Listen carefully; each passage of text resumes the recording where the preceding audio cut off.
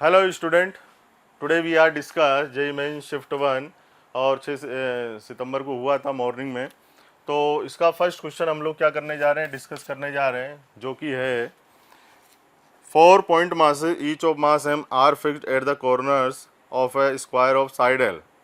The square is rotating with angular frequency omega about an axis passing through one of the corners of the square and parallel to its diagonal as shown in the figure. The angular momentum of the square about this axis. आइए इस question को समझते हैं क्या है। तो पहले तो हमें क्या दिया हुआ है, एक स्क्वायर और इसके कॉर्नर्स पर मासेस पुट किए हुए हैं और सेम मासेस हैं। तो मतलब इसका मास एम, इसका भी सेम सेम सेम। साइड हमें क्या दी हुई है, एल। स्क्वायर है तो साइड क्या होगी, सेम, ये भी एल। और यहां से एक्सिस पास की हुई है जिससे रोटेट कर रहा है ओमेगा से। तो हमें क्या चाहिए, ये वाली यहाँ से लेकर साइड मोमेंट ऑफ इनर्शिया निकालना पड़ेगा, क्योंकि एंगुलर मोमेंटम क्या होता है हमारे पास, आई ओमेगा। तो मोमेंट ऑफ इनर्शिया तो एंगुलर मोमेंटम के लिए हमें चाहिए सही। तो मोमेंट ऑफ इनर्शिया के लिए क्या चाहिए हमें, साइड। तो यहाँ से हम लोग इसके लिए और यहाँ से हम लोग इसके लिए और ये भी चाहिए। तो साइड एल एल है तो ये हमारे पास रहेगा √2l। यहाँ से आ जाएगा l by √2, same here l by √2। और इसके लिए क्या होगा, 0, क्योंकि एक्सिस ही इसी पर है। तो मोमेंट ऑफ इनर्शिया जो हमारे पास आएगा, मैं लिख देता हूँ आपके पास, इसके लिए m 0 का स्क्वायर प्लस इसके लिए m l बाई √2 का होल स्क्वायर, इसके लिए प्लस m l बाई √2 का होल स्क्वायर। ये हो गया, ये हो गया, ये हो गया। अब ये बचा है तो इसके लिए m √2 इंटू l का होल स्क्वायर।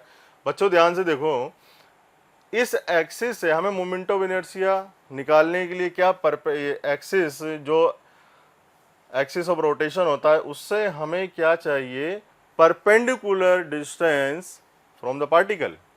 तो ये हमारे पास परपेंडिकुलर है, ये भी परपेंडिकुलर, ये भी क्या है, परपेंडिकुलर डिस्टेंस। ठीक है, तो ये भी परपेंडिकुलर हो गया हमारे पास, ये भी इस एक्सिस के अबाउट परपेंडिकुलर मिला।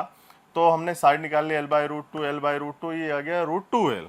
तो यहाँ से सॉल्व आउट करके मोमेंट ऑफ इनर्शिया क्या आएगा, इन दोनों से ये आ जाएगा आपके पास क्या, ml² प्लस इसको ये सोल्व होगा तो 2ml²। यहाँ से आएगा हमारे पास 3ml²। अब मोमेंट ऑफ इनर्शिया आ गया, अब इसमें वैल्यू पुट कर दें तो we get angular momentum L equals to 3ml² omega. This is required answer for this question. Question number 2, question number 2 हमें क्या दिया हुआ है, a screw gauge has 50 division on its circular scale. The circular scale is 4 units ahead of the pitch scale marking prior to use. Upon one complete rotation of the circular scale, a displacement of 0.5 mm is noticed on the pitch scale. The nature of the zero error involved and the least count of the screw gauge are respectively. तो least count क्या होगा आपके पास screw gauge का, least count of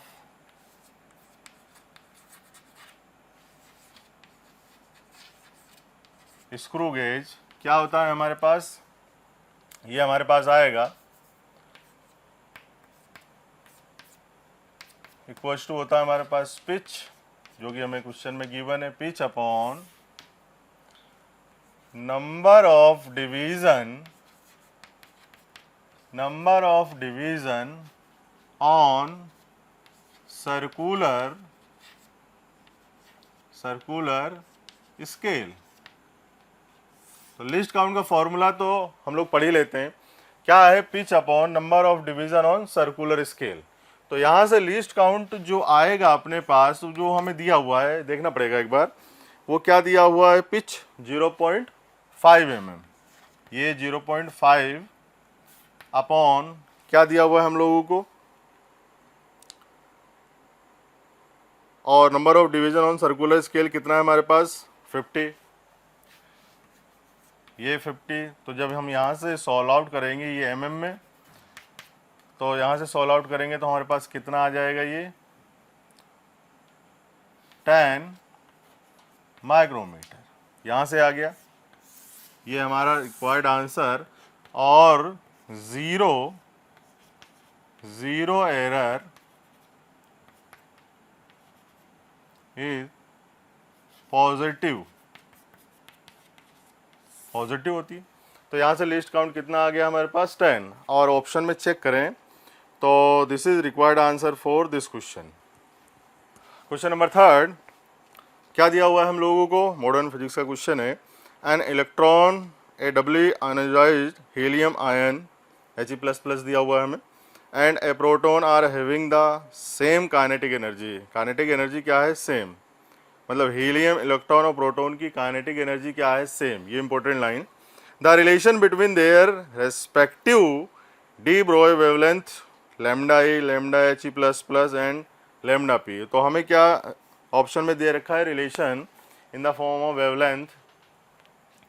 तो यहाँ से हमारे पास क्या है, इलेक्ट्रॉन, प्रोटॉन और हीलियम। तो यहाँ से आपके पास डी ब्रोई वेवलेंथ का जो हमारे पास रिलेशन आता है, ये क्वेश्चन नंबर 3 है आपके पास। तो रिलेशन क्या निकल के आता है बच्चों, lambda equal to Planck constant h, ये wavelength, lambda equal to Planck constant h upon momentum p।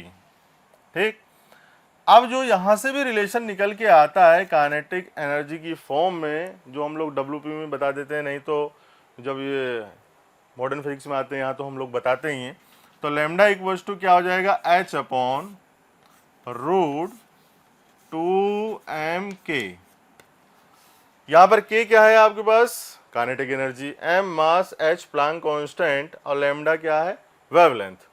तो ये कांस्टेंट, ये कांस्टेंट, ये कांस्टेंट, ठीक है। तो मास की बात कर रहा है, तो यहाँ से क्या हो जाएगा आपके पास, lambda is inversely proportional to root of m।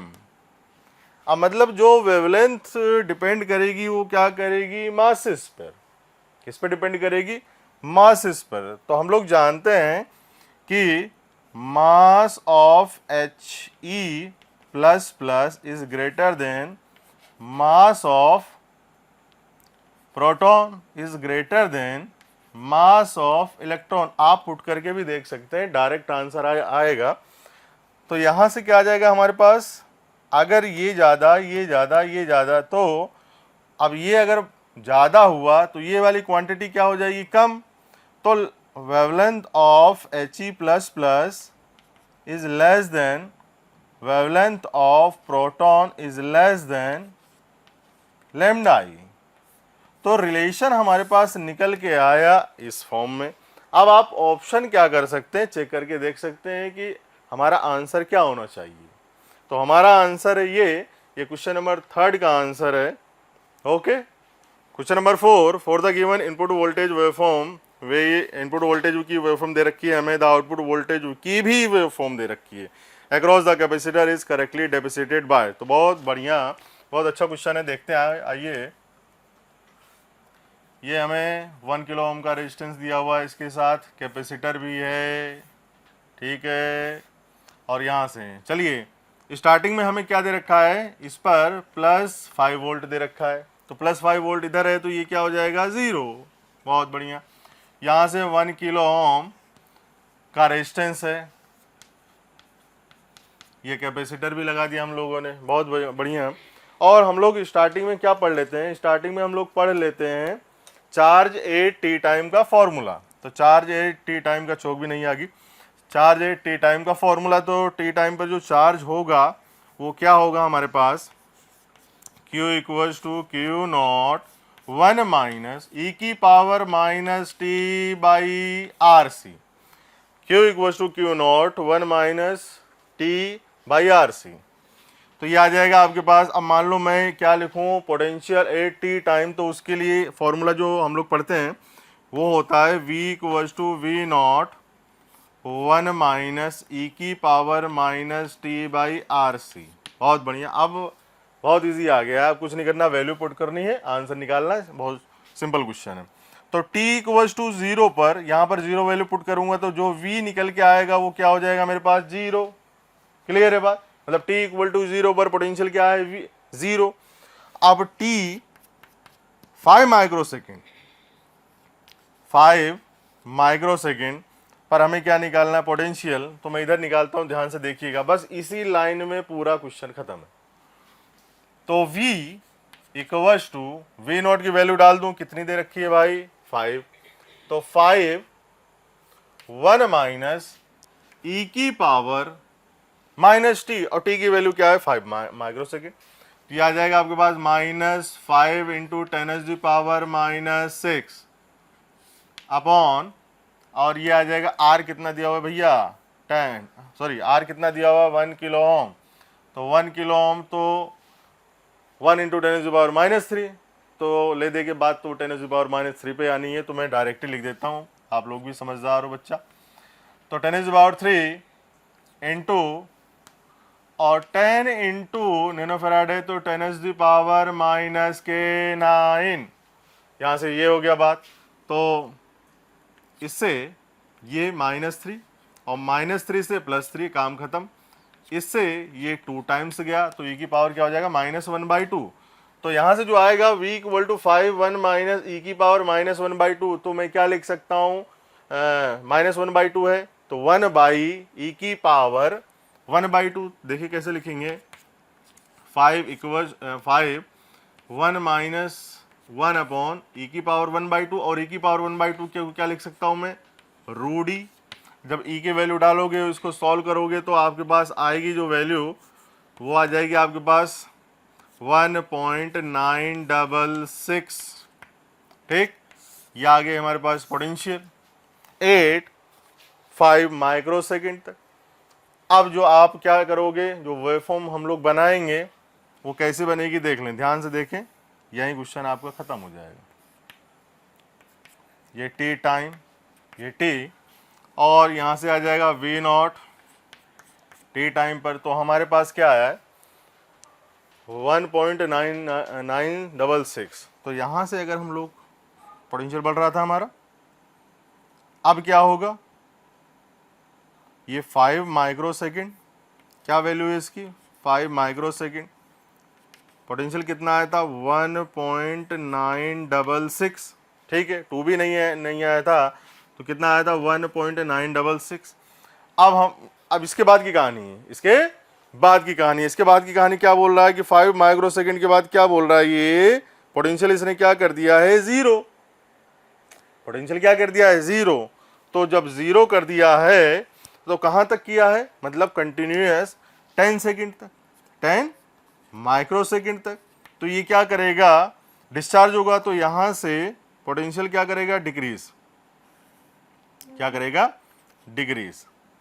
ठीक है, अब इसके बाद क्या होगा, यहां से क्या होगा, 10 के बाद, मतलब 10 टू, मैं अगर कहूं यहां से कहना चाहूं 10 टू 15 माइक्रोसेकेंड, यहां की बात कर रहे हैं हम लोग। ठीक है, यहां पे मैं मिला देता हूं इसको। ठीक है, अब क्या किया, तो 10 माइक्रोसेकेंड के बाद किया, फिर +5 वोल्ट दिया, तो वापस क्या हो जाएगा, चार्जिंग।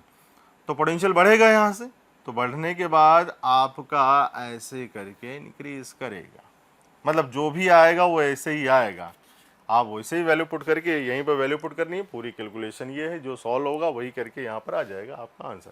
तो हम लोग ऑप्शंस में देखें तो ऑप्शन में क्या दे रखा है हमें, 3 volt.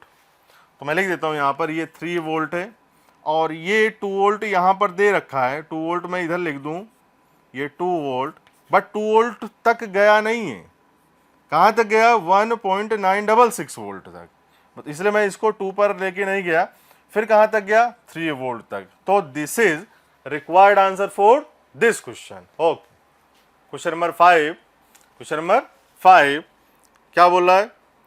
Shawn in the figure is a hollow ice cream cone, it is open at the top. अच्छा, टॉप से ओपन हो रहा है। अच्छा, आइसक्रीम वाला कोन है, वाह क्या बात है।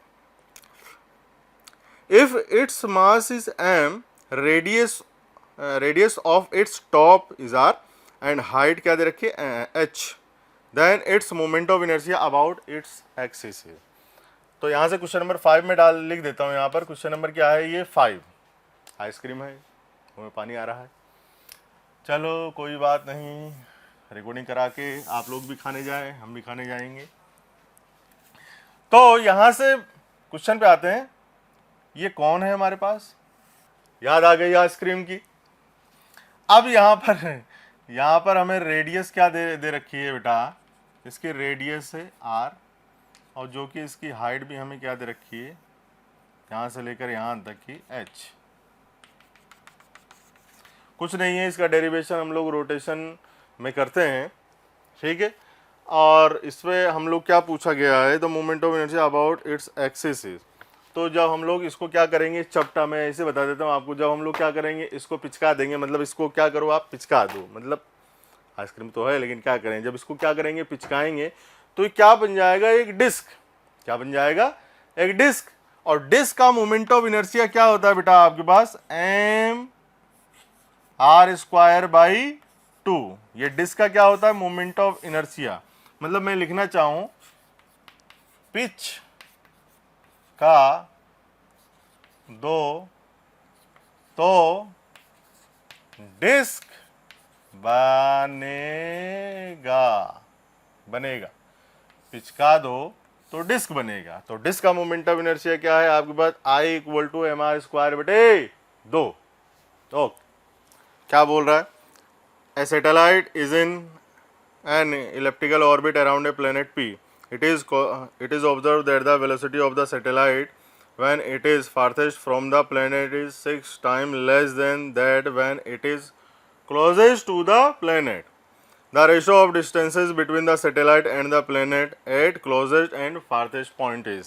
देखिए आइए, ये एक इलिप्टिकल ऑर्बिट बना दिया हम लोगों ने, और एक सैटेलाइट, इसका मास क्या ले लें हम लोग? m। जब पास में है और दूर में है तब वेलोसिटी, इसकी यहाँ पर वेलोसिटी क्या होगी आपके पास? ये v, और यहाँ पर जो वेलोसिटी होगी वो कितनी हो जाएगी आपके पास? 6v। क्वेश्चन में बोला गया है, काफ़ी इंपॉर्टेंट लाइन है। और यहाँ से इसकी डिस्टेंस क्या हो जाएगी आपके पास? ये r1, और यहाँ से इसकी डिस्टेंस क्या हो जाएगी? r2। तो by conservation of angular momentum, by conservation of angular momentum, तो यहाँ से करेंगे हम लोग क्या? L initial equal to L final. तो m6v r1 equals to mv r2। अब यहाँ से देखिए क्या क्या कैंसिल आउट हो जाएगा? m से m कैंसिल आउट हो गया, v से v कैंसिल आउट हो गया बच्चों। तो ये आ जाएगा आपके पास कितना? r1/r2 equals to 1/6। r1/r2 equal to 1/6। तो this is required answer for this question. बहुत सिंपल क्वेश्चन था, हालांकि आप लोगों को आ गया होगा। पूरा पेपर ही ये वाला सिंपल है, मतलब जिसका पेपर हुआ होगा तो मतलब क्या कहने हैं। अब कट ऑफ ज़्यादा ना जाए तो बहुत बढ़िया है। तो ये क्वेश्चन ऐसे सॉल्व हुआ। This is required answer for this question. हाँ भाई, क्वेश्चन नंबर 7 दिया हुआ है, पूरी वैल्यू यहाँ पे लिखी जा चुकी है, और इम्पोर्टेंट लाइन में पढ़ता हूँ आपके। When 20 gram of lithium is converted into helium by proton capture, मतलब प्रोटॉन के कैप्चर कर को हीलियम में कन्वर्ट हो रहा है, तो एनर्जी कितनी निकलेगी, वो भी किलोवाट आवर में।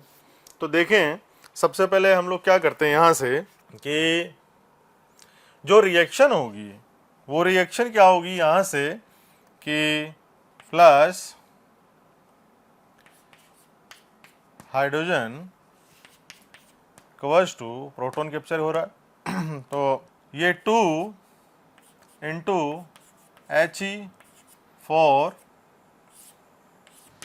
ठीक है, 2 से मल्टीप्लाई हो जाएगा यहाँ से।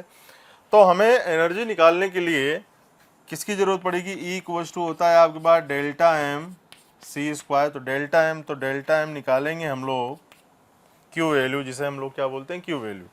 तो डेल्टा एम आएगा हमारे पास क्या क्या आएगा भाई, हाँ निकालना पड़ेगा। तो ये आ जाएगा mass of lithium plus mass of hydrogen -2 into mass of helium. तो जब इसको सॉल्व आउट करेंगे तो डेल्टा एम निकल के आ जाएगा, ठीक है। तो एनर्जी, मैं बात कर रहा हूँ energy released in one reaction, energy released in one reaction. तो क्या होता है ये delta m c square. So in use of 7.0160 U, energy released delta m c square, ठीक है। So in use of 1 gram energy released, तो ये हो जाएगा आपके पास delta m c square upon mass of. अब 1 ग्राम के लिए तो लिख दिया, बट इसमें किसकी बात कर रहा है ये क्वेश्चन के अंदर? व्हेन 20 ग्राम ऑफ, 20 ग्राम की बात कर रहा है, ठीक है। तो in energies in use of 20 gram energy is, तो delta m c square upon, clear है। अब कुछ नहीं करना है, वैल्यू पुट करनी है और आंसर निकालना है। तो सबसे पहले आते हैं हम लोग, वैल्यू पुट करते हैं, देखते हैं। डेल्टा एम कहाँ से पुट करें भाई? मास ऑफ लिथियम कितना दे रखा है ये रहा यहाँ से। तो आइए करते हैं साथ में, 7.0160 मास ऑफ हाइड्रोजन, ठीक है।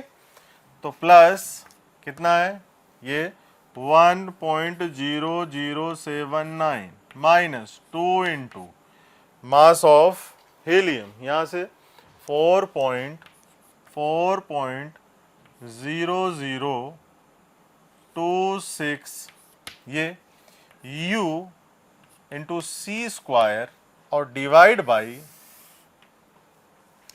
7.0160 इंटू 1.6 इंटू 10⁻⁻⁻24 और इंटू ये 20 ग्राम।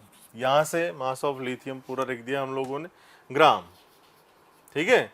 तो यहाँ से आगे बात, अब कुछ नहीं करना, अब आपको सॉल्व करना है। तो देखिए यहाँ से क्या आ जाएगा आपके पास 0.0, इसके वैल्यू क्या आ जाएगी 187 into 1.6 into 10⁻⁻19 into 10⁻9 divided by 7.0160 into 1.6 into 10⁻⁻24 into 20, ये भी ग्राम, इधर भी मैं लिख देता हूँ ग्राम।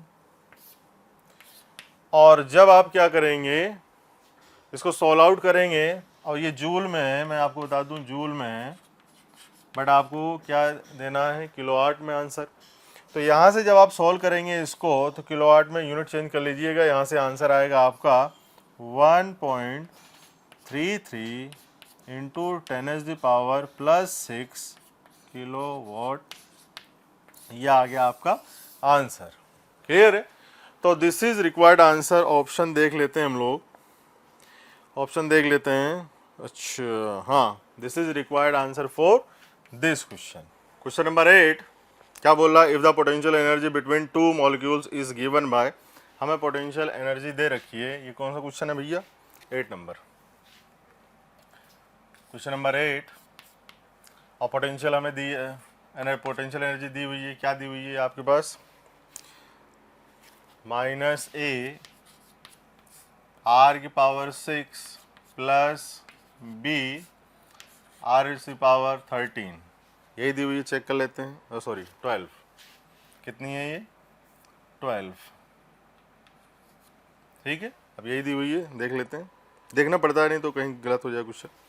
अब क्या बोल रहा है, then the equilibrium separation between molecules and the potential energy, मतलब सेपरेशन भी पूछ रहा है और क्या पूछ रहा है, पोटेंशियल एनर्जी भी पूछ रहा है। तो अब इसमें एक लाइन बोली हुई है, देन एट इक्विलिब्रियम पोजीशन, मतलब इक्विलिब्रियम पोजीशन पर क्या होता है, फोर्स मैं यहाँ पे लिखूं at equilibrium position, equilibrium position पर फोर्स क्या होता है आपके पास, जो फोर्स निकल के आता है और पोटेंशियल एनर्जी के बीच में भी। तो पहले तो मैं बताऊं एट इक्विलिब्रियम पोजीशन पर क्या होता है फोर्स, ये होगा आपके पास 0, मतलब नेट फोर्स, हम लोग नेट लिखेंगे, क्या, नेट फोर्स इक्वल्स टू 0। अब फोर्स और पोटेंशियल एनर्जी में क्या रिलेशन होता है, ये होता है आपके पास F equals to minus of du by dr, ये होता है। और हमें u क्या है यहाँ पर, पोटेंशियल एनर्जी। तो हम लोग क्या करें, इसको r के रेस्पेक्ट में डिफरेंशिएट कर दें और यहाँ पर इन दोनों रिलेशन का यूज करके क्वेश्चन सॉल्व कर लेते हैं, आंसर आ जाएगा आपके पास। देखें क्या आता है हमारे पास, चेक। तो पहले मैं क्या निकालूं, u दे रखा है तो du बाई डी आर, तो यहाँ से मैं निकाल रहा हूँ, तो du by d r equals to क्या हो जाएगा, डिफरेंशिएशन कर रहे हैं बेटा यहाँ से, तो यहाँ से आएगा, आप लोग जानते हो डिफरेंशिएशन करना है, तो यहाँ से आ जाएगा आपके पास -6a आर की पावर 7 प्लस 12b आर की पावर 13, ठीक है, ये हो गया। अब मैं क्या करूं, इसकी वैल्यू यहाँ पर रख के और 0 कर दूं, ठीक है। तो अगर इसको 0 करेंगे तो यहाँ से देखें एफ नेट पूरा लिख देता हूँ मैं एक बार, minus d u by d r, तो मतलब माइनस ये -6a बटे r is the power 7 plus 12b r is the power 13 equal to 0, ठीक है। अब यहाँ से आया तो माइनस से माइनस खत्म हो गया आपके पास, और इसको क्या करते हैं हम लोग 0, तो यहाँ पर क्या आ जाएगा आपके पास 6a r is the power 7 equal to 12b r की पावर 13, ठीक है बच्चा। और यहाँ से क्या होगा, 6 से ये जाएगा 2 टाइम्स, इससे ये कैंसिल आउट हो जाएगा 6 टाइम्स, तो यहाँ से आ जाएगा आपके पास r की power 6 equal to 2b upon a, और पावर इधर देते हैं तो r आएगा हमारे पास, पोजीशन निकल के आ जाएगी, कितनी आ जाएगी 2b बटे a की पावर 1/6। तो पहला आंसर सेपरेशन हमारे पास आ गया, कितना आया ये। अब हमें क्या पूछ रहा है, इसी पर एनर्जी, तो इसकी वैल्यू उठा के कहाँ रखें, डायरेक्ट यहीं रख देते हैं। तो क्या आता है आपके पास, देखिए ये इक्वेशन 1 नाम दे दूं मैं इसको, तो इक्वेशन 1 में वैल्यू पुट कर रहे हैं हम लोग, ऐसे कर लेते हैं, इक्वेशन क्या नाम देना, इसमें वैल्यू पुट कर रहा हूं मैं आर की, तो यहां से आ जाएगा u इक्वल्स टू -a, और -a r है आपके पास गिवन है, तो यहां पे मैं लिखूं 2b बटे a।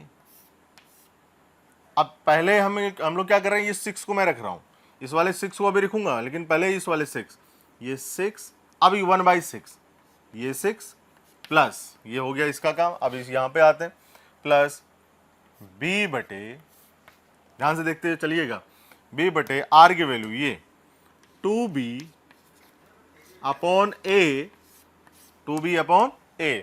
अब देखें 12, अब मैं ये वाला 12 लिख रहा हूं, तो 12, अब 1/6 इसका, तो ये 6 इसका, तो 6 से ये कैंसिल आउट, इससे ये 2 टाइम्स कैंसिल आउट, क्लियर है। अब हम लोग इसको सॉल्व कर रहे हैं, तो सॉल्व करके क्या आ जाएगा आपके पास, देखें ये ऊपर जाएगा तो -a² अपॉन 2b प्लस ये ऊपर जाएगा तो a सॉरी स्क्वायर भी है तो खोलेंगे तो क्या हो जाएगा a square b upon 4 b square, तो एक बी से एक बी कैंसिल आउट। तो यहाँ से जब हम लोग सॉल्व करेंगे इसको क्या आ जाएगा आपके पास ए स्क्वायर बटे 4b। तो u की जो वैल्यू आई आपके पास u इक्वल्स टू आ गया हमारे पास कितना ए स्क्वायर बटे 4b। ठीक, तो यहाँ से आएगा, आप लोग सॉल्व कर लेंगे। तो अब लोग हम लोग ऑप्शन अगर चेक करें तो यहाँ से आ जाएगा आपके पास कितना, ये यहाँ से यहाँ से आपके पास क्या आ जाएगा माइनस, और ये भी माइनस, तो u equal to minus a square बटे 4b।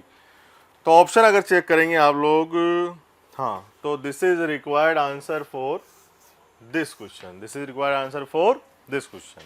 क्वेश्चन नंबर 9 क्या कहता है, क्वेश्चन नंबर 9 लिख देते हैं हम लोग इधर।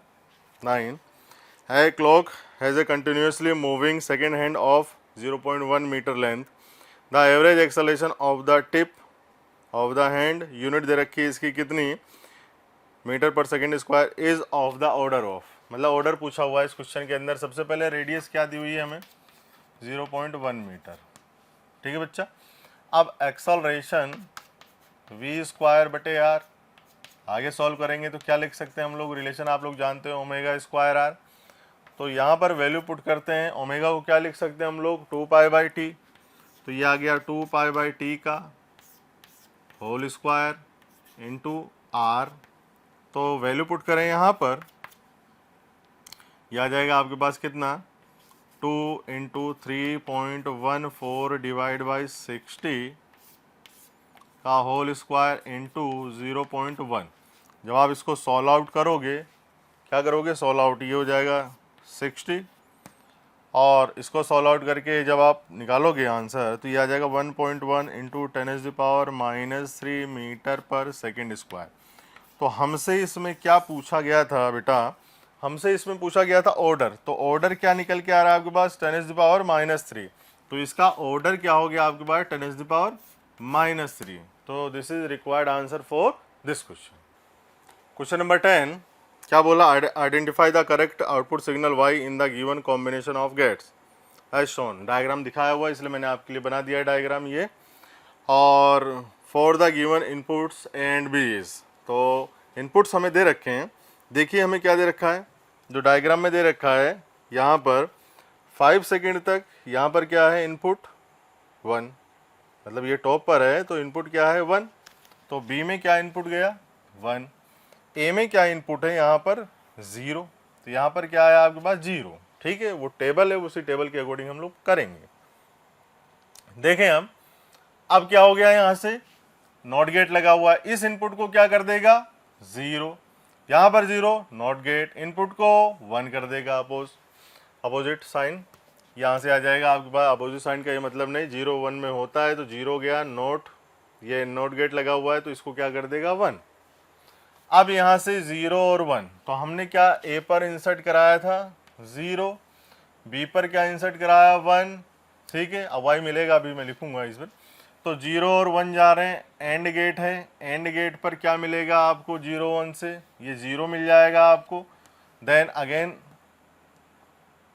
क्या आ जाएगा यहाँ पर 1, तो ये हो गया आपके पास 0 था 1 कर दिया नोट गेट ने, ये आया 1 आपके पास, ठीक है, बहुत बढ़िया।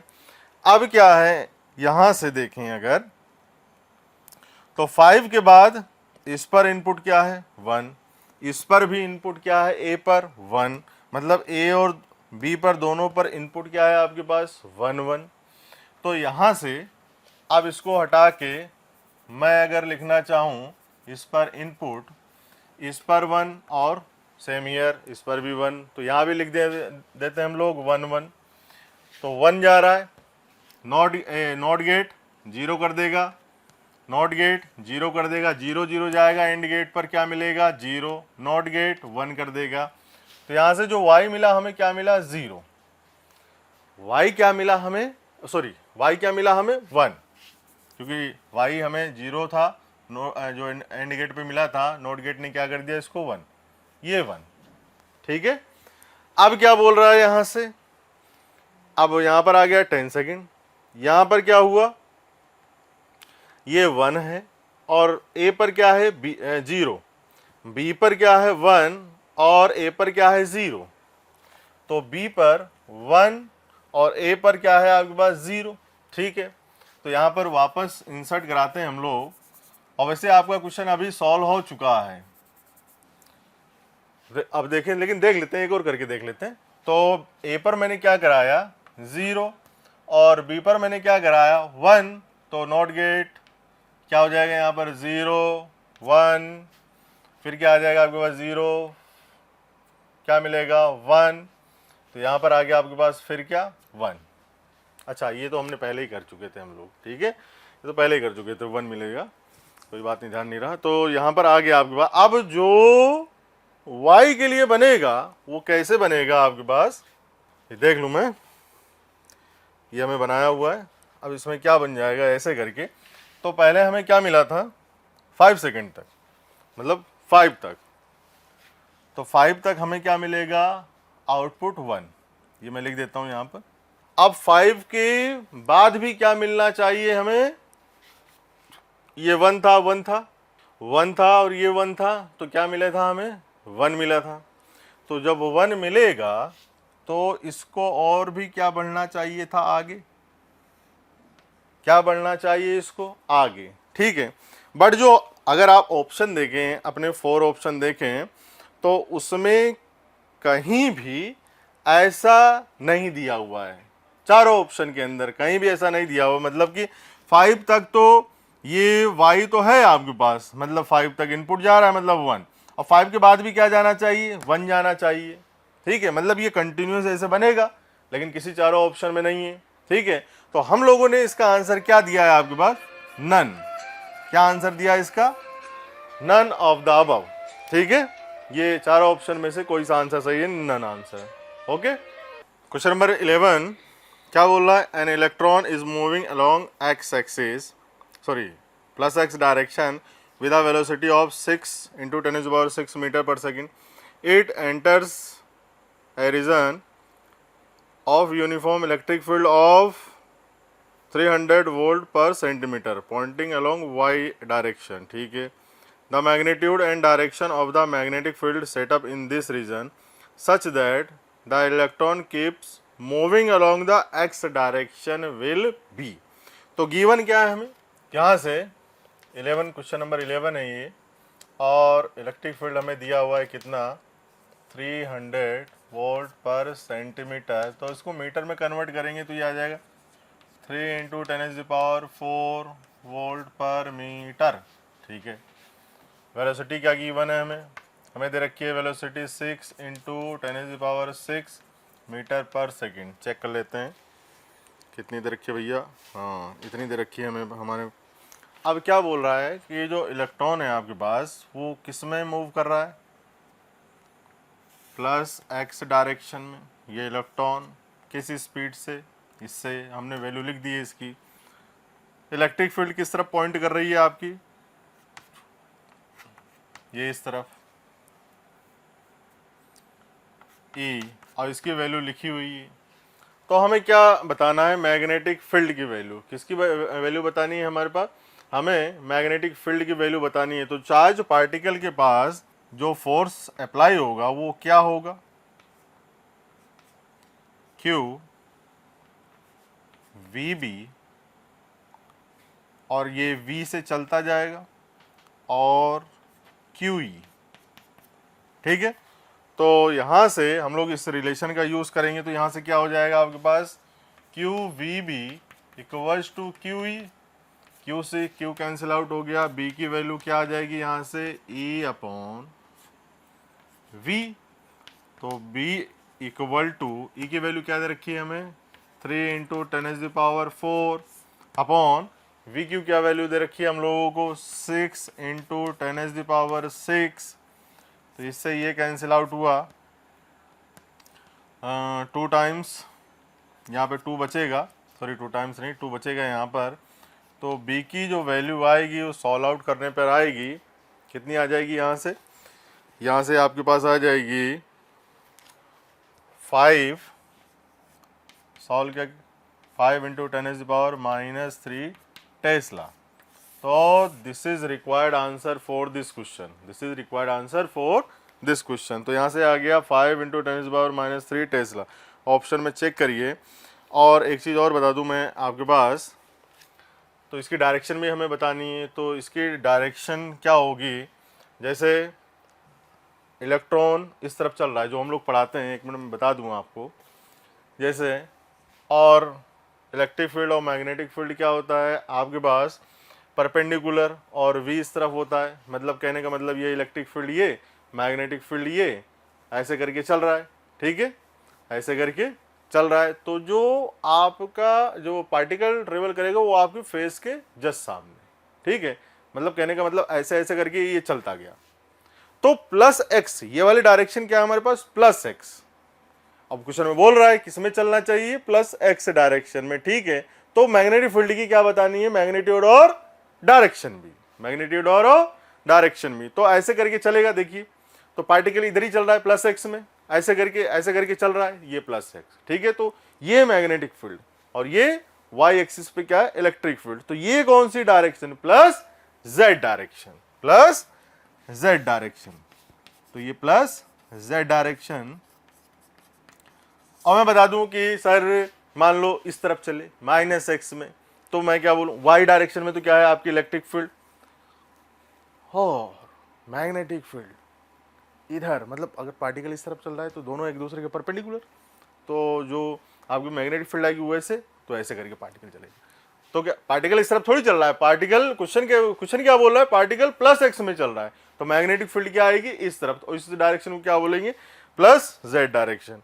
तो this is required answer for this question. Question number 12, in the figure below, ये डायग्राम मैंने बना दिया आपके सामने।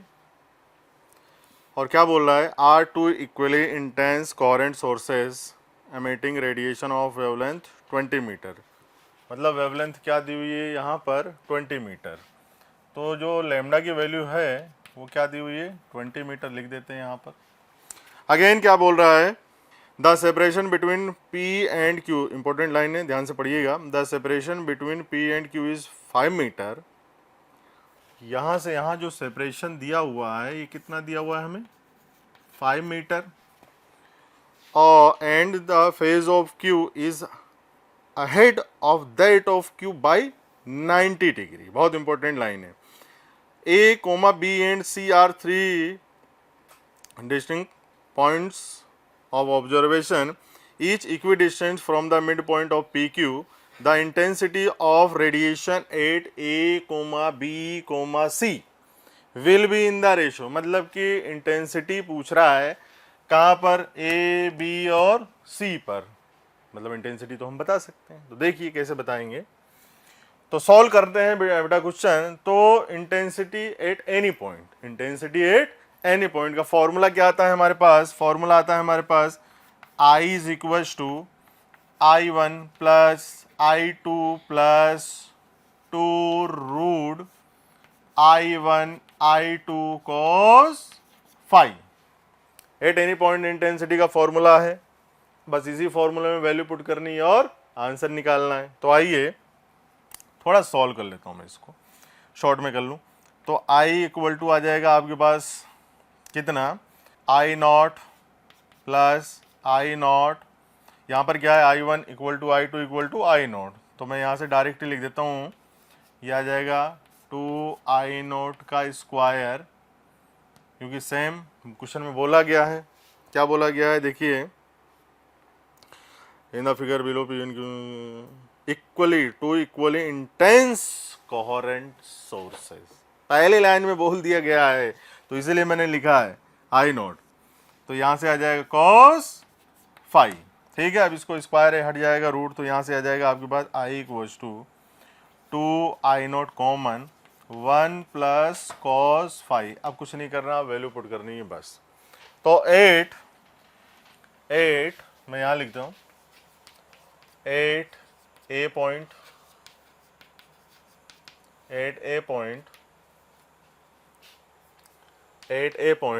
अब A पॉइंट की हम लोग यहाँ से चर्चा कर रहे हैं, ठीक है। तो हमें क्या दे रखा है, पाथ डिफरेंस, और पाथ डिफरेंस से क्या आ सकता है, फेज डिफरेंस भी आ सकता है। तो हम लोग निकालते हैं क्या आ जाएगा आपके पास यहाँ पर, तो मैं फाई कैलकुलेट कर रहा हूँ यहाँ से, तो फाई आ जाएगा, फॉर्मूला क्या होता है 2 पाई/λ इंटू डेल्टा एक्स, 2 पाई/λ into delta x. Lambda given है, पाथ डिफरेंस दे रखा है 5 मीटर, तो निकालते हैं यहाँ से, ये आ जाएगा आपके पास 2 पाई/20 इंटू 5 से ये गया 4 टाइम्स, 2 से ये गया 2 टाइम्स, तो 5 क्या निकल के आया आपके पास पाई/2, पाई/2। अब ध्यान देने वाली बात ये कि ये है, इसमें एक लाइन बोली गई, the phase of P is ahead of that of Q by 90 degree. कहने का मतलब यहाँ से जो चल रही है, मैं यहाँ से लिखना चाहूँ, phase of Q is greater than phase of P by पाई/2। क्लियर है? तो यहां से अगर मैं निकालूं नेट फेज डिफरेंस, कितना नेट फेज डिफरेंस, तो फाई नेट आएगा आपके पास कितना, पाई/2 ये था, पाई/2 माइनस पाई/2 कितना हो गया ये 0, मतलब कि नेट फेज आ गया आपको हमारे पास कितना 0। तो 0 की वैल्यू उठा के यहाँ पे पुट करेंगे तो I8A पॉइंट आएगा, intensity 8A point 2I0 1 plus cos 0, कोस 0 की वैल्यू 1, 1 प्लस 1 2 मल्टीप्लाई बाई 2 4, तो यहाँ से आ गया आपके पास कितना 4I0, तो इंटेंसिटी 8A पॉइंट आया आपके पास 4I0। ये तो आपका क्या था आपके पास फर्स्ट आंसर। क्लियर? तो कहने का मतलब यहाँ से जो वेव चल रही है और जो यहाँ से वेव चल रही है, तो इस वाली को ज़्यादा चलना पड़ेगा। ठीक है, तो इंटेंसिटी हमारे पास ए पॉइंट पर इंटेंसिटी क्या आई 4I0, तो मैं लिख देता हूँ यहाँ से I8 4I0। क्लियर है? अब हम लोग किसकी बात कर रहे हैं, 8 पॉइंट बी की, मतलब बी की चर्चा कर रहा हूँ। तो जितना यहाँ से इसको चलना पड़ेगा उतना ही यहाँ से भी इसको चलना पड़ेगा। तो पाथ डिफरेंस कितना है 5 मीटर, तो path difference delta x given है कितना 5 मीटर। ठीक है, तो फेज डिफरेंस कितना होगा, वही 2 पाई/λ, और लेमडा कितना है हमारे पास 20 मीटर, तो ये आ गया आपके पास 20 इंटू कितना आ जाएगा आपके पास 5, तो 5 से कितना गया 4 टाइम्स, इससे ये गया 2 टाइम्स, तो कितना आ गया यहाँ पर पाई/2, कितना आ गया पाई/2। तो जब पाई/2 फेज डिफरेंस आया, फिर मैं लिख देता हूँ इधर कितना आ गया ये पाई/2। अब इस पाई/2 की वैल्यू को उठा के कहाँ रखूंगा मैं, इस फॉर्मूले में, तो इंटेंसिटी 8B पॉइंट आएगा कितना 2I0 1 प्लस कॉस पाई/2। ठीक है, तो कॉस पाई/2 की वैल्यू बेटा कितना होती है 0, तो यहाँ से आ जाएगा इंटेंसिटी 8B पॉइंट कितनी आ गई ये 0 हो गया, और 2I0, तो यहाँ से आ जाएगा कितना ये 2I0, तो इंटेंसिटी भी आ गई बी पॉइंट पर कितनी आई आपके पास 2I0। अब लास्ट वाला बचा है हमारे पास सी, तो जो सी बचा हुआ है हमारे पास 8 पॉइंट, तो सी पॉइंट की मैं बात कर रहा हूँ यहाँ से, तो यहाँ से सी पॉइंट अब हम लोग कैलकुलेट करते हैं। क्या पाथ डिफरेंस आपको दे रखा है डेल्टा एक्स कितना दे रखा है 5 मीटर, फेज डिफरेंस कैलकुलेट करोगे तो फेज डिफरेंस कितना आ जाएगा, वही बार बार वही चीज़, तो देख लेते हैं हम लोग 2 पाई/λ, लेमडा कितना है बेटा 20 गिवन है, डेल्टा एक्स कितना है 5 से 4 2 कितना आ गया आपके पास, यहाँ से आ गया आपके पास कितना पाई/2। ठीक है, कितना आ गया ये पाई/2, अब पाई/2 ये आ गया है आपके पास। तो यहाँ से एक चीज़ और हमें देखनी पड़ेगी, जो लाइन हमें बोला गया है, क्या बोला गया है, phase of P is ahead of that of Q by 90 degree. ये काफ़ी इंपॉर्टेंट लाइन, ये लाइन आपको समझनी पड़ेगी। ठीक है, तो यहाँ से आ जाएगा आपके पास क्या, फेज, मैं लिख देता हूँ यहाँ पर, phase of P is ahead of Q by pi by to. ठीक है, अब यहां से जो चीज आएगी आपके पास हमें निकालना पड़ेगा। तो नेट फाई क्या आ जाएगा आपके पास, pi by two plus pi by two equal to pi आ गया। अब इस पाई की वैल्यू उठा के कहाँ रख दें बेटा, इस फॉर्मूले में। तो I8C पॉइंट आएगा आपके पास कितना, 2I0 1 plus cos pi. Cos pi कितना होता है, -1 प्लस से मल्टीप्लाई -1 जीरो, पूरा टर्म क्या हो गई यहाँ से, जीरो। तो सी पॉइंट पर इंटेंसिटी क्या आ गई आपकी, जीरो। अब हमें क्या पूछा गया है, रेशो पूछा गया है। तो रेशो अगर हम लोग लिखना चाहें, intensity at a point, intensity at b point, intensity at c point, कितना हो गया हमारे पास, कितना आया था ये 4:0। अब इसको अगर सॉल्व आउट करोगे तो ये आ जाएगा आपके पास, और सॉल्व करोगे तो 210। तो this is required answer for this question. Question number 13 क्या बोल रहा है, a point like object is placed at a distance of 1 metre in front of a convex lens of focal length 0.5 metre. मतलब distance भी दे रखी है object की और फोकल लेंथ भी दे रखी है। A plane mirror is placed at a distance of 2 metre behind the lens. The position and nature of the final image formed by the lens formed by the system is, बोल रहा है। तो question number 13, object place किया हुआ है, ये object, और यहाँ से 1 मीटर डिस्टेंस पर क्या है आपका, कॉन्वेक्स लेंस, ये कॉन्वेक्स लेंस। तो यहाँ से लेकर यहाँ तक फोकल लेंथ कितनी दे रखी है बेटा इसकी, 0.5 मीटर। अच्छा, मीटर में दे रखी है। और 1 मीटर इक्वल्स टू क्या ये लिख सकते हैं हम लोग इसको, 2f। ठीक है, तो लेंस मेथड से अगर आप कैलकुलेट करेंगे तो जो इमेज बनेगी वो भी कहाँ बन जाएगी आपकी, 2f पर, मतलब 1 मीटर पर। तो यहाँ से ये 2f यहाँ से 1 मीटर पर फर्स्ट इमेज बनी आपकी, यहाँ पर ये 1 इक्वल्स टू 2f। ठीक है, और एक प्लेन मिरर 2 मीटर डिस्टेंस पर रखा हुआ है, यहाँ से यहाँ कितनी डिस्टेंस है इसकी, इस कॉन्वेक्स लेंस से 2 मीटर डिस्टेंस पर क्या रखा हुआ है, प्लेन मिरर। तो यहाँ से, अब यहाँ से लेकर यहाँ तक डिस्टेंस 1 मीटर, तो यहाँ से लेकर यहाँ तक की डिस्टेंस भी कितनी हो गई, 1 मीटर। बहुत बढ़िया। अब इस मिरर के लिए ये जो इमेज है किसका काम कर रही है, ऑब्जेक्ट का। ठीक है, तो जितनी यहाँ से डिस्टेंस 1 मीटर पर अगर ये ऑब्जेक्ट है, मतलब इस मिरर के लिए, तो मिरर से इमेज कहाँ बनेगी, वो भी 1 मीटर पर। तो यहाँ से 1 मीटर पर क्या बन जाएगी इमेज, तो ये इमेज बनी क्या, I2 1 मीटर। ठीक है, तो ये जो I2 है, देन अगेन थर्ड रिफ्रैक्शन में ये I2 है जो इसके लिए क्या किसका काम करेगी, इसके लिए किसका काम करेगी, ऑब्जेक्ट का। किसका काम करेगी, ऑब्जेक्ट का।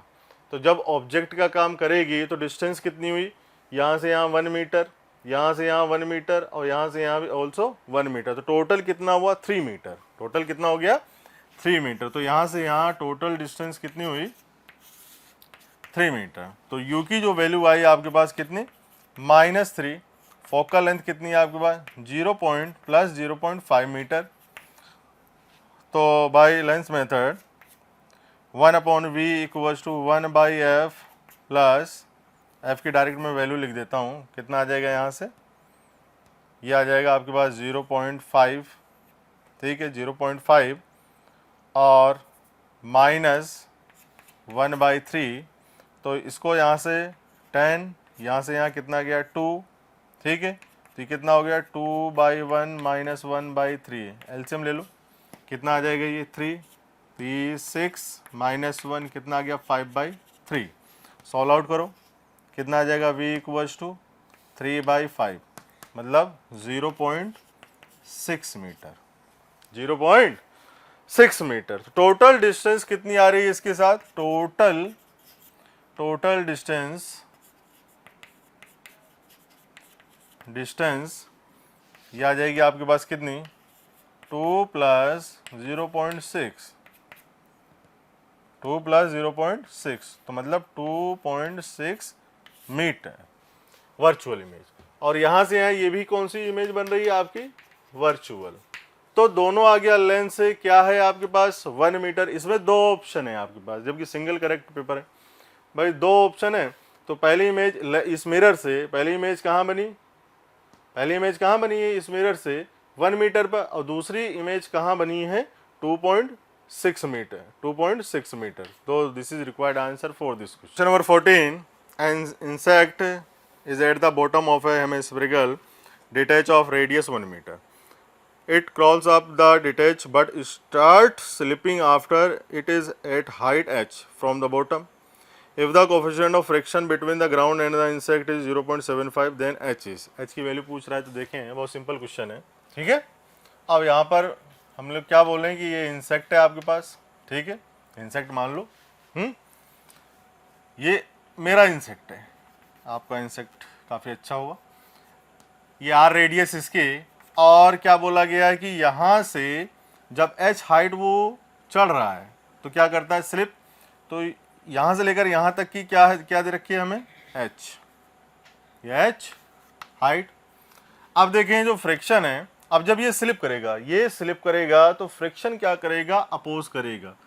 तो यहाँ से ये मैं बात करूँ, फ्रिक्शन जो लगेगा, ये जो फ्रिक्शन एक्ट कर रहा है यहाँ पर, वो किस डायरेक्शन में कर रहा है, इस डायरेक्शन में, ठीक है।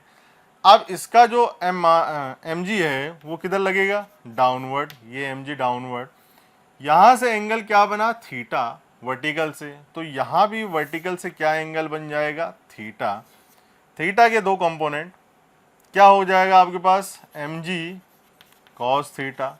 इस डायरेक्शन में क्या आएगा आपके पास, एम जी साइन थीटा।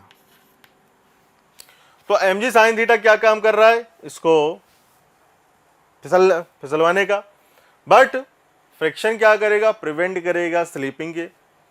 तो यहां से क्या होगा आपके पास, अच्छा एक कहानी और, नॉर्मल क्या है इस तरफ। तो देखें यहां से, अच्छा इस आर के भी मैं काम करूं, कंपोनेंट कर देता हूं। तो यहां पर क्या आ जाएगा आपके पास, आर कोस थीटा, इसकी जरूरत पड़ेगी आगे हमें। चलिए सॉल्व करते हैं। तो कंडीशन क्या होनी चाहिए, f equal to m g sine theta, और एफ क्या होता है आपके पास, म्यू एन। अब इस डायरेक्शन में कोई एक्सेलरेशन नहीं है, तो यहाँ पर एन की वैल्यू क्या हो जाएगी, m g cos theta. N की वैल्यू क्या हो जाएगी, एम जी कॉस थीटा। तो यहाँ से आ जाएगा mu m g cos theta. तो बाय दिस रिलेशन हम लोग क्या लिख सकते हैं, m g sine theta equal to mu m g cos theta. इससे ये कैंसिल आउट, और टेन थीटा की वैल्यू जो आई आपके पास क्या आ गई, म्यू। टेन थीटा की वैल्यू क्या आ गई बेटा, म्यू।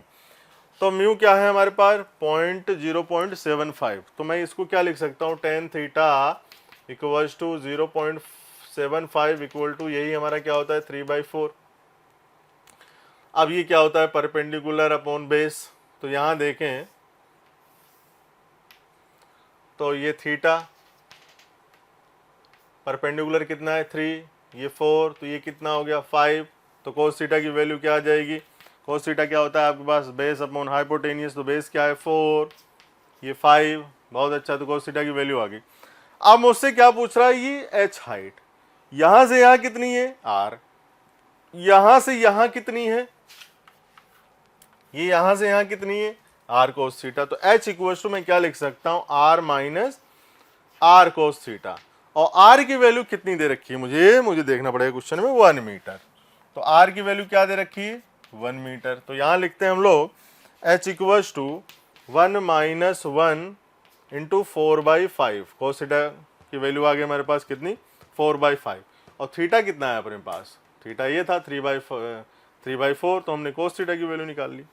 तो यहां से आ गया आपके पास 5 माइनस 4/5, कितना आ गया, 1/5। तो इसको लिखोगे तो कितना आ गया, 0.20 metre. This is required answer for this question. Question number 15 क्या बोल रहा है, molecules of an ideal gas are known to have 3 translational degree of freedom and 2 rotational degree of freedom. The gas is maintained at temperature T. The total internal energy U of a mole of this gas and the value of gamma are given, मतलब हमें क्या बतानी है, internal energy की value और gamma की value. तो यहाँ से आएगा जो 15 नंबर क्वेश्चन है, तो हमें कितनी दे रखी है डिग्री ऑफ फ्रीडम ट्रांसलेशनल 3 और रोटेशनल जो दे रखी है वो 2 दे रखी है। तो टोटल डिग्री ऑफ फ्रीडम कितना हो जाएगा हमारे पास 3 + 2 = 5। और इंटरनल एनर्जी का फॉर्मूला क्या होता है आपके पास, 1 मोल के लिए बोल रहा है तो ये आ जाएगा F/2। मैं ओरिजिनल फॉर्मूला लिख देता हूँ पहले, टोटल nRT, n की वैल्यू 1, F की वैल्यू है आपके पास 5, तो U की वैल्यू आ जाएगी 5/2 × RT। तो ये हो गया यहाँ से, क्योंकि एक एक चीज़ बतानी पड़ेगी तभी आपको अच्छे से समझ में आएगा। तो U = हो जाएगा F/2 × RT। अब आपसे पूछ रहा है क्या, गामा की वैल्यू। तो गामा क्वेश्चन के अंदर ही दे रखा है। गामा क्या दे रखा है आपके पास, CP/CV। तो यहाँ से CP क्या होता है, एक शॉर्टकट भी फॉर्मूला होता है, वो 1 + 2/F। अभी देखना मैं इसी से निकाल के बताऊँगा। CP की वैल्यू क्या होता है, F + 2/2 × R, और यहाँ से CV की वैल्यू क्या हो जाएगा आपके पास, F/2 × R। दोनों को डिवाइड लगा दो, 2 से 2 खत्म, R से R खत्म, तो ये आ जाएगा F + 2/F। डिवाइड लगा दो अलग अलग, तो क्या निकल के आएगा, यही निकल के आ जाएगा आपके पास, है ना। काफ़ी अच्छा है, सिंपल। तो यहाँ से गामा की जो वैल्यू निकल के आएगी वो आ जाएगी क्या, gamma 1 + 2/F। Degree of freedom कितनी है, 5, तो ये आ जाएगा आपके पास 5, तो 5 + 2 7/5। तो गामा की वैल्यू आ गई आपके पास कितनी, 7/5। तो this is required answer for this question. Question number 16, an object of mass m is suspended at the end of a massless wire of length L, ठीक है, and area of cross section A. Young modulus of the material of the wire is Y. If the mass is pulled down slightly, its frequency of oscillation along the vertical direction, मतलब vertical direction में हमें क्या दिया हुआ है, क्या बताना है, फ्रीक्वेंसी। तो पहली बात तो आपको ये समझना पड़ेगा, जो फ्रीक्वेंसी हो किस पे डिपेंड करती है, एक इनर्शिया फैक्टर पे डिपेंड और एक स्प्रिंग फैक्टर पे डिपेंड। तो यहाँ से मैं अगर बात करूँगा, कौन सा क्वेश्चन है भैया, 16 नंबर क्वेश्चन है। और यहाँ से यंग मॉडुलस की अगर मैं बात करूँगा तो आ जाएगा आपके पास क्या होता है फॉर्मूला, स्ट्रेस अपॉन स्ट्रेन। ये हो जाएगा, स्ट्रेस क्या होता है, फोर्स पर यूनिट एरिया, और स्ट्रेन ΔL/L होता है। तो मैं एक्सटेंशन जो है वो स्मॉल एल मान रहा हूँ यहाँ पर, small L upon capital L. तो यहाँ से आ जाएगा आपके पास y = F capital L upon A small L, ठीक। तो जो निकल के आएगा फोर्स, रीस्टोरिंग फोर्स, हम लोग ऐसे जब पढ़ते हैं जो स्प्रिंग फोर्स होता है आपके पास, या एनएलएम में भी पढ़ लेते हैं, स्प्रिंग फोर्स क्या होता है, KX। तो KL आ जाएगा यहाँ पर। तो मैं इस रीस्टोरिंग फोर्स की बात कर रहा हूँ, रीस्टोरिंग फोर्स की बात कर रहा हूँ यहाँ से। तो यहाँ से आ जाएगा आपके पास कितना, young modulus A × L upon capital L। तो यहाँ से मैं वही रिस्टोरिंग फोर्स की वैल्यू पुट कर रहा हूँ, KX मतलब K, एक्सटेंशन L माना है यहाँ पर, मैं बता दूँ एक्सटेंशन क्या माना है, L स्मॉल। तो यहाँ से आ जाएगा YA अपॉन कैपिटल L, से L कैंसिल आउट हो गया, K की वैल्यू क्या आ गई आपके पास, Young modulus upon Young's modulus into area upon L। तो इसकी वैल्यू उठा के फ्रीक्वेंसी का जो फॉर्मूला आता है आपके पास कितना, 1/2π √K/M। तो वैल्यू पुट कर देते हैं, 1/2π √K की वैल्यू क्या है, YA/L × M। So this is required answer for this question. तो ये फ्रीक्वेंसी आ गई आपके पास, ओके। नंबर 17, क्वालिटी फैक्टर की बात कर रहा है। तो Q = क्या होता है हमारे पास, ω L/R। एक नई चौक लेते हैं हम लोग। तो ω/L/R, ओमेगा की वैल्यू क्या होता है, 1/√LC। तो Q वैल्यू आ जाएगी, इसकी वैल्यू उठा के यहाँ पे रख दें, तो 1/√LC × L/R। अब ये L पूरा है, ये आधा है, तो यहाँ से जाएगा तो कितना आ जाएगा, 1/R। ये भी फॉर्मूला हम लोग पढ़ा देते हैं। तो L/C ये आ गया। अब कुछ नहीं करना है, आपको वैल्यू लिखनी है। तो वैल्यू आ जाएगी 1/R 100। क्वेश्चन में गिवन है हमें सारी वैल्यू, यूनिट चेंज कर लेना, ठीक। L 80 × 10⁻⁴ -3 अपॉन सी दिया हुआ है हमें कितना, सी देखना पड़ेगा भैया, 2 इंटू 10⁻⁻6, -3 से ये गया कितनी टाइम्स, 3 टाइम -3, और 2 से ये कितना गया 40 टाइम्स। बहुत अच्छी बात। तो यहाँ से जाएगा, ये आ जाएगा आपके पास कितना 4 इंटू 10⁻4, 4 इंटू 10⁻4, तो 4 रूट से बाहर निकालोगे 2, और 10⁻4 को रूट से बाहर आएगी 2, तो ये आ जाएगा आपके पास कितना 1/100 इंटू 200। तो इससे ये खत्म हुआ, कितना आ गया आपके पास Q की वैल्यू 2। तो this is required answer for this question. Question number 18, charges Q1 and Q2 are at points A and B of a right angle triangle OAB, diagram भी बनाया हुआ दिखाया हुआ उसमें। The resultant electric field at point O is perpendicular to the hypotenuse, then Q1 by Q2 is proportional to पूछ रहा है इसमें। हम लोग कर लेते हैं। देखिए यहाँ से क्वेश्चन नंबर क्या है भाई, ये 8, और इलेक्ट्रिक फील्ड क्या पूछ रहा है, इसके परपेंडिकुलर। तो ये पूछ रहा है यहाँ से, ये Q1 है यहाँ पर A पॉइंट पर, और ये क्या है हमारे पास Q2 B पॉइंट, और ये परपेंडिकुलर क्वेश्चन में बोल ही दिया है हाइपोटेन्यूज क्या परपेंडिकुलर, ये E नेट कैलकुलेट करना है हमें। ठीक है, अब चर्चा तेज होती है। ये आपके पास क्या है x1, ये क्या है आपके पास x2, तो इलेक्ट्रिक फील्ड इससे E1 क्या आ जाएगी आपके पास KQ1 बटे x1 स्क्वायर, इससे इलेक्ट्रिक फील्ड इस पॉइंट, तो यहाँ से आ जाएगा E2 इक्वल्स टू KQ2 बटे x2 का स्क्वायर। ठीक है, अब 90 डिग्री, ये हमने क्या माना थीटा, तो ये 90 माइनस थीटा, ये दोनों परपेंडिकुलर, ये वाली एक्सिस ये वाली एक्सिस परपेंडिकुलर, ये 90 माइनस थीटा, तो ये एंगल क्या बनेगा बेटा थीटा, वर्टिकल से ये थीटा, तो इससे ये क्या थीटा।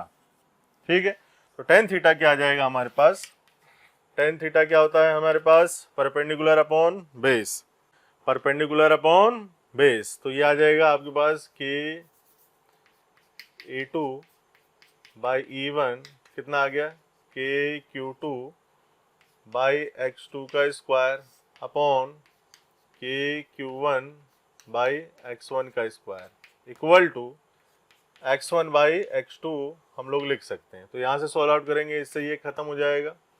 यहाँ से क्या आ जाएगा आपके पास Q2 x1 स्क्वायर, और ये हो जाएगा आपके पास कितना Q1 x2 square equal to x1 by x2। और रेशो किस किस के बीच में पूछ रहा है हमसे, ये Q1 बाई Q2 के बीच में रेशो पूछ रहा है। तो यहाँ से देखें x1 से ये स्क्वायर एक जाएगा, इससे ये निकल जाएगा, तो Q1 बाई Q2 पूछ रहा है। हमारे पास क्या था अभी Q2 बाई Q1, तो Q1 बाई Q2 निकाल लेते हैं हम लोग। तो Q1 by Q2 equals to आ जाएगा आपके पास कितना x1, यहाँ पर एक बचा है, यहाँ पर भी एक बचा है, तो x1 बाई x2। ठीक है, ये Q1 इधर गया, Q2 इधर गया, और x1 बाई x2 ऊपर रहा। ठीक, तो this is required answer for this question. Question number 19, A sound source S is moving along the straight track with speed v and is emitting sound of frequency v0, see figure. An observer is standing at a finite distance at the point of from the track. The time variation of frequency heard by the observer is best represented by T0, represent the instant when the distance between the source and the observer is minimum। ठीक है, देखें यहाँ पर आपका क्या है question number 19, ये observer आया आपका और ये रेस्ट पर है, तो इसकी स्पीड क्या हो गई 0। ये सोर्स मूव कर रहा है v स्पीड से, थीटा इसका एक कंपोनेंट इस तरफ v cos थीटा। अब देखें जो apparent frequency heard by the observer है, उसका फॉर्मूला देख लेते हैं हम लोग। तो velocity of sound upon velocity of sound minus v cos theta, मतलब सोर्स की speed into actual frequency of source. तो ये फॉर्मूला है आपके पास, ये क्या है आपके पास फॉर्मूला। अब यहाँ से देखें थीटा क्या हो रहा है, धीरे धीरे इंक्रीज करता जा रहा है, धीरे धीरे इंक्रीज। एक टाइम ऐसा आएगा जब π/2, तो cos π/2 क्या हो जाएगा 0, तो दिस कैंसिल आउट दिस, और ये आ जाएगा f। तो एट दिस टाइम इसको फ्रीक्वेंसी क्या सुनाई देगी, क्या सुनाई देगी इसको फ्रीक्वेंसी जो एक्चुअल सोर्स की फ्रीक्वेंसी एफ होगी वही क्या पड़ेगी, सुनाई पड़ेगी बेटा, क्योंकि one V S upon V S हो जाएगा तो 1, तो एफ अपरेंट फ्रीक्वेंसी क्या हो जाएगी, किसके इक्वल, एफ के, एक्चुअल के। तो इससे पहले की कहानी है, इसके बाद की भी कहानी है। तो व्हेन थीटा इंक्रीजेज तो कॉस थीटा क्या होगा, डिक्रीज हो जाएगा। तो कॉस थीटा डिक्रीज होगा तो आपके पास क्या हो जाएगा, एफ अपरेंट फ्रीक्वेंसी बढ़ेगी। देन अगेन क्या हो जाएगा, जब उधर जाएगा तो थीटा डिक्रीज करेगा। If theta decreases cos theta increases, तो कॉस थीटा अगर वैल्यू बढ़ रही है तो एफ क्या हो जाएगा आपके पास, डिक्रीज। ठीक है, तो यहां से देखें दूसरी बात, आप डायग्राम से समझें कि मतलब जो 4 ऑप्शन है, तो मैं आपको बताऊं, ये हमें दे रखा है एफ। अब मैं एफ जो ये है वो क्या है, एफ है वी, और ये क्या है आपके पास, वी नॉट। तो यहाँ पर ये टी नॉट टाइम है, और ये क्या है आपके पास, यहाँ पर ये वी नॉट, और ये क्या है आपके पास वी। ठीक है, अब क्या हो गया टी नॉट टाइम पर, मतलब जब ये यहाँ पर पहुँच जाएगा तो एंगल कितना बनेगा, 90। तो 90 जब बनेगा तो ये क्या होगा, कोस 90 क्या होता है, 0। तो ये अपॉन ये, तो एफ ए किसके इक्वल हो जाएगा, एफ के एक्चुअल के। तो यहाँ पर क्या आ गया आपके पास, एफ नॉट। क्या आ गया अभी आपके पास, एफ नॉट। ठीक है, तो पहले क्या हो रहा है, फ्रीक्वेंसी घटती जा रही है, और फिर क्या करेगा, फ्रीक्वेंसी बढ़ेगी। तो ये जो आपका ग्राफ है, ये क्या, ये जो केस मैंने आपको बताया है, ये क्या बेस्ट रिप्रेजेंट कर रहा है।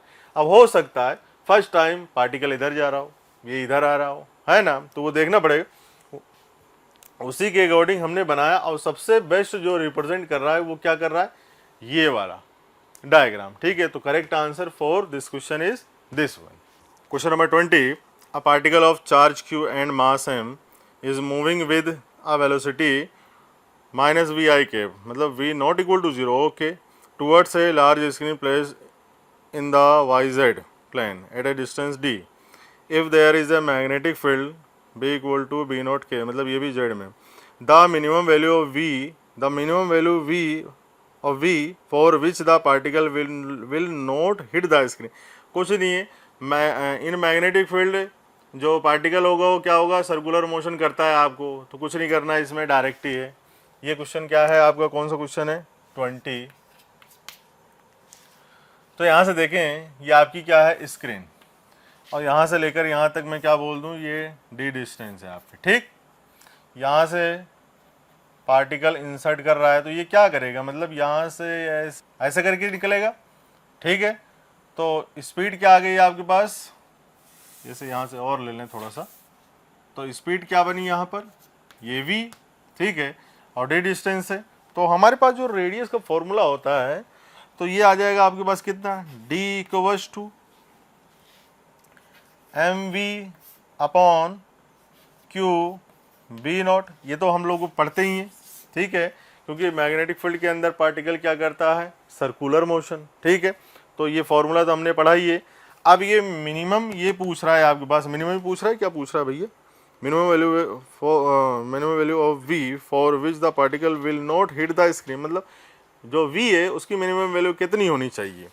तो यहाँ से देखें v आ जाएगा, यहाँ से v equals to q b naught d upon m। तो this is required answer for this question. बहुत सिंपल क्वेश्चन था, this is required answer for this question. अच्छा, मैंने v इस तरफ क्यों लिया, मैंने क्योंकि गिवन था माइनस वी आई कैप, तो इसी तरफ पार्टिकल चलेगा। ठीक है, और पार्टिकल क्या करता है, सर्कुलर मोशन। तो हमने फॉर्मूला सबको याद रहता है, वैल्यू पुट कर दिया और डायरेक्ट क्या निकाला, आंसर। तो this is required answer for this question. Question number 21, two bodies of same mass are moving with the same speed but in different direction in a plane. They have a completely inelastic collision and move together thereafter with a final speed which is half of their initial speed. The angle between the initial velocities of the two bodies. अब देखते हैं यहाँ पर, तो question number 21 तो यहाँ पर ये फर्स्ट पार्टिकल, ये दूसरा मास सेम मासेज है, और इसका मोमेंटम मैं क्या लिख सकता हूँ P1, इसका मोमेंटम क्या लिख दूँ मैं P2, और आफ्टर कोलिजन इनलास्टिक कोलिजन है तो दे आर स्टिक टुगेदर, और 2m मास हो जाएगा इसका, और इसका मोमेंटम मैं क्या दे देता हूँ P3। ठीक है, तो यहाँ से क्या लिख सकता हूँ मैं P1 plus P2 equals to P3। तो यहाँ से क्या हो जाएगा आपके पास, सॉल्व करते हैं, P1 square plus P2 square plus 2P1 P2 cos theta equals to P3 square. अब सबकी वैल्यू क्या कर देते हैं, पुट कर देते हैं इसके अंदर। तो यहाँ से आ जाएगा आपके पास क्या, m square V square plus P2 के लिए m square V square plus 2, और यहाँ भी क्या हो जाएगा mv और ये mv, m square V square equals to, अब यहाँ क्या है इसका मास 2m, तो ये आ जाएगा 4m square V square. Clear. अब यहाँ से आपके पास जब आप इसको क्या करोगे, सॉल्व आउट करोगे, तो यहाँ से सॉरी यहाँ पे cos थीटा भी लिखना था हमें, cos थीटा, तो cos थीटा क्या आ जाएगा यहाँ से आपके पास माइनस के 1/2, तो थीटा कितना आ गया आपके पास 120 डिग्री। तो this is required for this question, this is required for this question. Question number 22, suppose that intensity of a laser is 315/पाई watt per meter square. The RMS electric field in units of volt per meter associated with this source is close to the nearest integer is. Okay, आइए, तो यहाँ से intensity का formula क्या होता है बेटा, और सब कुछ दिया हुआ है आपको, मैं बता दूँ। क्वेश्चन नंबर आपका है 22, है ना, तो ये हो जाएगा आपके पास कितना 1/2, और इंटेंसिटी का फॉर्मूला हम लोग पढ़ लेते हैं, और जो आता है कितना आता है 1/2 epsilon naught c e naught का स्क्वायर। ठीक है, और ई नॉट हमें बताना है, और ये कितना दे रखा है हमें, क्या वैल्यू दे रखी है 3.15/पाई, ये दे रखी है हमें, और एप्सिलॉन नॉट की याद भी है, दे भी रखी है, लिख लेते हैं 8.86 इंटू 10⁻⁻12, और सी की वैल्यू दे रखी है आपके पास 3 इंटू 10⁸, और याद भी रहता है भैया ई नॉट स्क्वायर। तो जो ई नॉट की आप सोल्व आउट करोगे, जो ई नॉट की यहाँ से वैल्यू निकल के आएगी वो कितनी आएगी आपके पास 275। तो this is required answer for this question. ठीक है, question number 23, the density of a solid metal sphere is determined by measuring its mass and its diameter. The maximum error in the density of the sphere is x by 100 percentage दे रखी हमें. If the relative error in measuring the mass and the diameter are 6% and 1.5% respectively, the value of x is, मतलब x पूछा गया है। ठीक है, और maximum error हमें दे रखी है density of the sphere is. तो आइए हम लोग सॉल्व करते हैं, डेंसिटी क्या होता है स्फीयर की डेंसिटी। क्वेश्चन नंबर कितना भी 23, तो ये है आपके पास, ये होता है आपके पास density equal to mass per unit volume, और इसका वॉल्यूम कितना हो जाएगा, ये डेंसिटी इक्वल्स टू मास 4/3 पाई। अच्छा r³ होता है, बट इसमें डायमीटर की फॉर्म में दे रखा है, तो हम लोग क्या लिखेंगे यहाँ पर d/2 का q। ठीक है, अब यहाँ से सॉल्व आउट करते हैं इसका, तो रो m 4/3 पाई और d³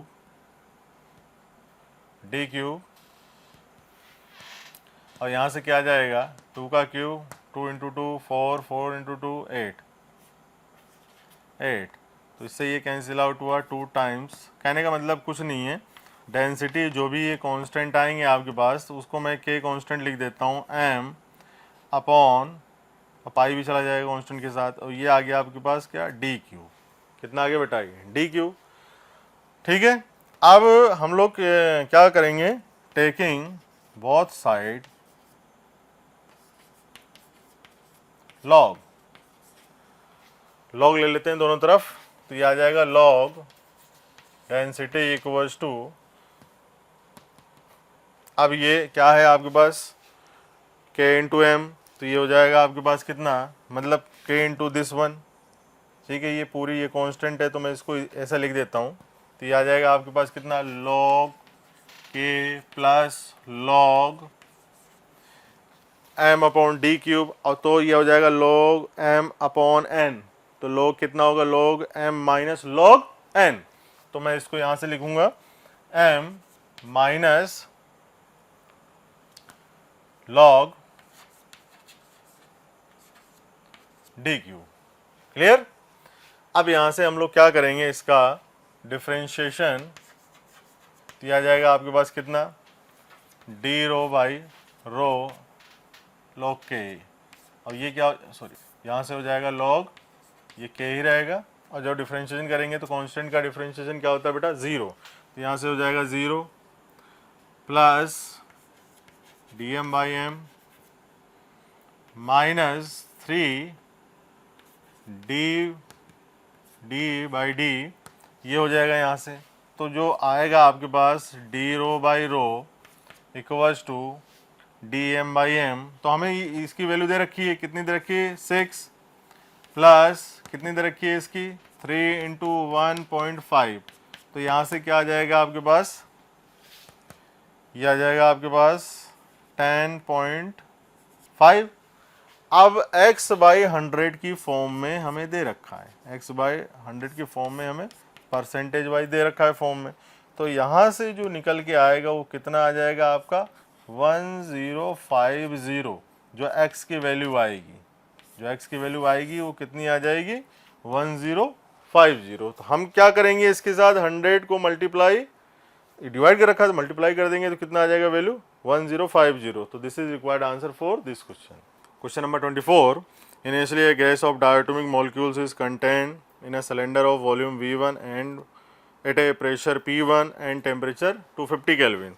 Assuming that 25% of the molecules get dissociate, causing a change in number of moles, the pressure of the resulting gas at temperature 2000 Kelvin when contained in a volume 2V1 is given by P2. तो ratio पूछा गया है P2 by P1। तो देखें यहाँ पर question number 24, ये container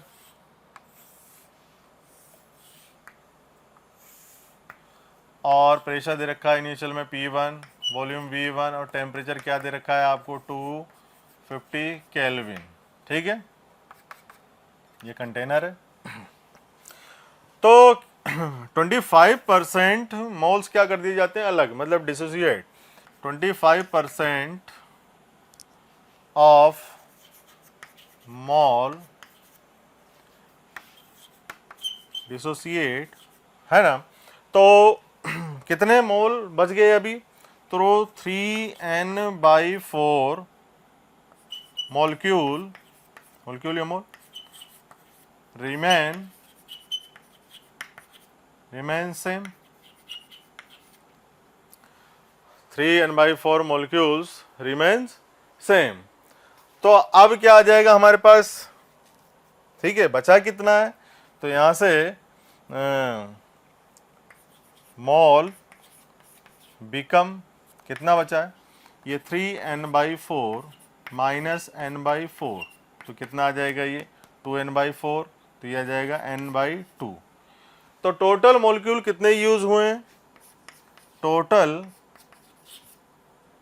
molecule use, तो यहाँ पर क्या हो जाएगा आपके पास 3n/4 प्लस n/2, एलसीएम लिया 4, कितना हो गया ये आपके पास 3n प्लस 2n, कितना हो गया 5n/4, ये आ गया अभी। अब हम वही PV इक्वल टू nRT वाली इक्वेशन लगाते हैं, तो फर्स्ट के लिए क्या हो जाएगा आपके पास PV equal to ideal gas equation, वही यूज़ कर रहे हैं हम लोग। अभी तक ये छोटी छोटी चीज़ें थी, 25% ऑफ मोल्स क्या हुए, मॉलिक्यूल डीएसोसिएट हुए, तो अब हमारे पास मॉलिक्यूल्स रिमेन सेम कितने हैं 3n/4, बिकम्स मोल बिकम्स कितने 3n/4 minus n/4 equal to n/2, तो टोटल कितने मॉलिक्यूल्स यूज्ड हुए हैं 5n/4। तो यहाँ से p v equal to n r t ideal gas की इक्वेशन हम लोग लगा रहे हैं। तो यहाँ से फर्स्ट के लिए आएगा P1V1 equals to n r t कितना है 250। ठीक है, ये हो गया इक्वेशन नंबर फर्स्ट। दूसरी इक्वेशन आएगी आपके पास कितनी, देखें तो नंबर ऑफ मोल्स कितने हुए थे 5n/4। तो P2 और इसमें दे रखा है हमें वॉल्यूम कितना है 2V1, कितना है 2V1। तो 2V1 equals to number of moles 5n/4 और into 5n/4 into are into 2000। ठीक है, इक्वेशन नंबर 2। तो हम लोग यहाँ से क्या करेंगे, दोनों इक्वेशन को आप क्या कर दें, डिवाइड लगा दें। क्या करेंगे, डिवाइड लगा दें। तो देखिए यहाँ से V1 से V1 कैंसिल आउट, 4 से ये जाएगा 500 टाइम्स। ठीक है, और इससे ये कैंसिल आउट हो जाएगा कितना 2 टाइम्स, 2 से ये कैंसिल आउट हो जाएगा, R से R ख़त्म, N से N ख़त्म, सबसे सब ख़त्म ही हो गए। तो P1/P2 कितना आ गया 1/5। तो हमारा आंसर क्या है यहाँ से, अच्छा P2/P1 पूछा हुआ है, तो यहाँ से हम लोग सॉल्व करेंगे। ये आ जाएगा P2/P1 इक्वल्स टू 5। तो this is required answer for this question. Question number 25, a part of a complete circuit shown in the figure. मैंने यहाँ पे 25 क्वेश्चन का डायग्राम ये बना दिया आपके सामने। At some instant, the value of current I is 1 ampere and it is decreasing at a rate of 10⁻² ampere per second. The value of the potential difference Vp minus Vq at this instant is। ठीक है, तो यहाँ से अब हम लोग solve करते हैं। आई करंट कितना दिया हुआ है, I इक्वल टू 1 एम्पियर, और di/dt कितना दिया हुआ है हम लोगों को 10⁻² एम्पियर पर सेकेंड। ठीक है, अब प्लस माइनस यूज़ कर लेते हैं। करंट इधर से आ रहा है आपके पास, तो ये आ जाएगा plus minus minus plus plus minus. हम लोग ये से चलेंगे तो ये आ जाएगा आपके पास। मैं यहाँ पे पोटेंशियल Vp, यहाँ Vq है, क्लियर है, क्योंकि ये लोग हम लोग क्या करते हैं, करंट में सीख लेते हैं इसको। तो यहाँ से डायरेक्ट चल रहा हूँ मैं, Vp plus L di/dt, sorry हाँ प्लस, और ये माइनस कितना हो जाएगा 30, और ये plus V equal to i r. तो R कितना है 2, I कितना 1, तो ये आ जाएगा 2 इंटू 1 इक्वल्स टू VQ। ठीक, तो VP इक्वल्स टू L कितना है आपके पास, कितना है भाई 50 इंटू 10⁻³ चेंज करना पड़ेगा हमें, और di/dt कितना दे रखा है 10⁻²। ये बात चेक कर लेता हूँ मैं। डिक्रीजिंग एट मतलब डिक्रीज हो रहा है, तो मतलब माइनस साइन आएगा यूज़ में, तो -30 + 2 VQ। ठीक, तो यहाँ से देखें तो ये 1 और ये 2, तो ये माइनस वाला ख़त्म हो जाएगा 3, तो ये आ जाएगा VP -5 -30 + 2। ठीक है, एक मिनट चेक कर लिया जाता है, ये हो जाएगा माइनस, हाँ सही है, तो इक्वल टू VQ। ठीक, तो VP माइनस VQ, इसको इधर ले जाएं तो ये हो जाएगा कितना 35 - 2 कितना हो गया 33। तो VP minus VQ equals to कितना आ गया आंसर 33। तो this is required answer for this question. Okay.